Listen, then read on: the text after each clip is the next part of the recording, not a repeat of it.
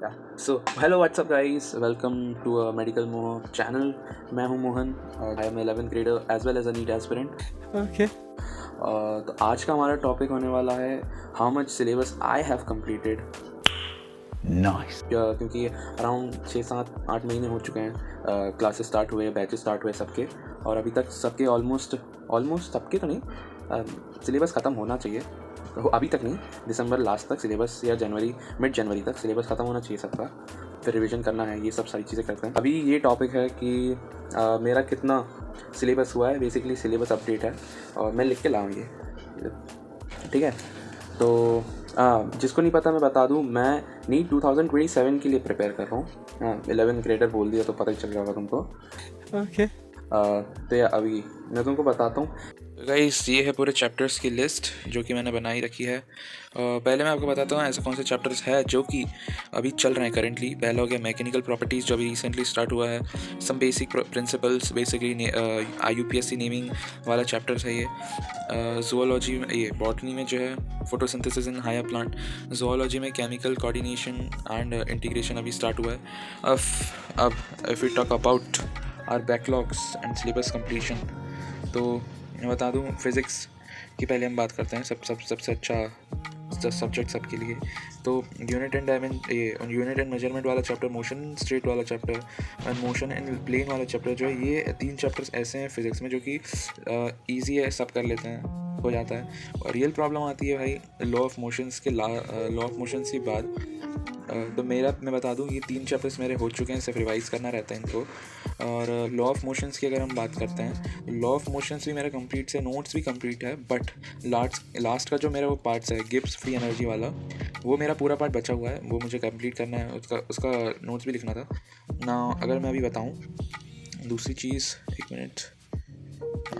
दूसरी चीज़ अगर मैं बताऊँ, सेंटर ऑफ मास मेरा बचा हुआ है, मतलब बचा नहीं हुआ है, ये कंप्लीट ही है. और ये वर्क पावर एनर्जी कंप्लीट है. रोटेशनल मोशन की अगर हम बात करते हैं, तो रोटेशनल मोशन कोई ऐसा चैप्टर है जो कि मैंने कंप्लीटली पूरा छोड़ा हुआ है. मीन्स कि मैंने इसके लेक्चर्स लिए हुए हैं, बट मुझे समझ कुछ नहीं आया है, क्योंकि पता नहीं क्यों नहीं आया, क्योंकि मैंने इसको करा नहीं है या मुझसे बन नहीं रहे हैं.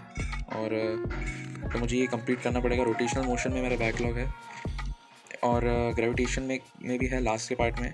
मैकेनिकल प्रॉपर्टीज़ तो अभी एक ही लेक्चर रिकॉर्डेड अभी आया है, तो बस उतना ही हुआ है. ग्रेविटेशन, तो अगर हम फिज़िक्स की ओवरऑल बात करते हैं, तो फिज़िक्स में हमारा बैकलॉग है कहाँ पे, रोटेशनल मोशन और ग्रेविटेशंस में. बाकी ये लॉ ऑफ मोशन में तो लास्ट का गिब्स फ्री एनर्जी का पार्ट है, वो थोड़ा सा पार्ट है, ज़्यादा बड़ा तो है ही नहीं, तो उसको कंप्लीट कर लूँगा मैं. और बाकी अब अगर हम बात करें केमिस्ट्री की, फिजिकल केमिस्ट्री में अगर हम बात करें, तो सम बेसिक कॉन्सेप्ट वाला चैप्टर कंप्लीट है. थर्मोडायनेमिक्स कंप्लीट है, रेडॉक्स रिएक्शन कंप्लीट है, इक्विलिब्रियम कंप्लीट है, और आयोनिक इक्विलिब्रियम में लास्ट के पार्ट्स का मेरे को नोट्स बनाना है और टॉपिक रिवाइज करना है. और फिजिकल केमिस्ट्री मेरा एक ही बैकलॉग है, जो कि है स्ट्रक्चर ऑफ एटम कंप्लीट करना. मतलब कंप्लीट इसका मैंने सिर्फ आधा ही कंप्लीट करा है, बाकी पूरा मुझे कंप्लीट करना बचा हुआ है. अगर हम बात करते हैं हमारे ऑर्गेनिक केमिस्ट्री की, तो ये रिसेंटली स्टार्ट हुए हैं, इसके ज़्यादा लेक्चर्स तो हुए नहीं हैं, तो इसमें तो कोई बैकलॉग है नहीं. और IOC की बात करते हैं, IOC की बात करते हैं, इनऑर्गेनिक केमिस्ट्री की, तो इसमें क्लासिफिकेशन ऑफ एलिमेंट्स है और केमिकल बॉन्डिंग वाला चैप्टर है. तो क्लासिफिकेशन ऑफ एलिमेंट वाला जो चैप्टर है, उसमें मेरे लास्ट के लेक्चर्स रह गए हैं, क्योंकि मैं आउट ऑफ स्टेशन चले गया था, तो मेरा ये हुआ नहीं, तो मेरा ये बचा हुआ है. और केमिकल बॉन्डिंग वाला जो चैप्टर है, वो मुझे वापस से रिवाइज़ करना पड़ेगा, क्योंकि इसको मैंने बहुत, मतलब पता नहीं कब रिवाइज़ करा था लास्ट टाइम, तो इसको रिवाइज़ करना पड़ेगा. मैं ऑलमोस्ट ऐसा है कि इसको मैं भूल ही चुका हूँ, तो उसका क्वेश्चंस और इसको रिवाइज़ करना पड़ेगा. तो और ये तो हो गया केमिस्ट्री. तो केमिस्ट्री में मेरे बैकलॉग्स हो गया स्ट्रक्चर ऑफ एटम में, और ये 2 चैप्टर्स में बस. बाकी इसका और कुछ नहीं करना है, तो ये कंप्लीट हो जाएगा. अगर हम बात करते हैं बायोलॉजी में, तो बायोलॉजी तो मेरी पूरी कंप्लीट ही है. बस इसको मैं चैप्टर्स जो है मैं रिवाइज़ करता रहता हूँ. जब टाइम मिलता है या जब करना होता है, मैं चैप्टर्स को जो है रिवाइज़ कर लेता हूँ. इसमें तो बॉटनी में कोई बैकलॉग नहीं है, ज़ूलॉजी में भी कोई बैकलॉग नहीं है. बाकी अगर मैं ऐसे चैप्टर्स बता दूं कि ऐसे चैप्टर्स हैं मुझे जो कि बार बार रिवाइज़ करने पड़ते हों, जो कि कॉन्सेप्चुअली मेरे ऐसे क्लियरिटी उतनी नहीं है, तो वो हो गया। जैसे तो पहले तो हो गया एनाटॉमी वाला हो गया और प्लांट किंगडम हो गया। ये 2 चैप्टर्स हैं जिसमें मेरे को कॉन्सेप्ट क्लैरिटी है थोड़ी बहुत चाहिए, जिसको मैं मतलब रिवाइज़ करता रहता हूँ बार बार।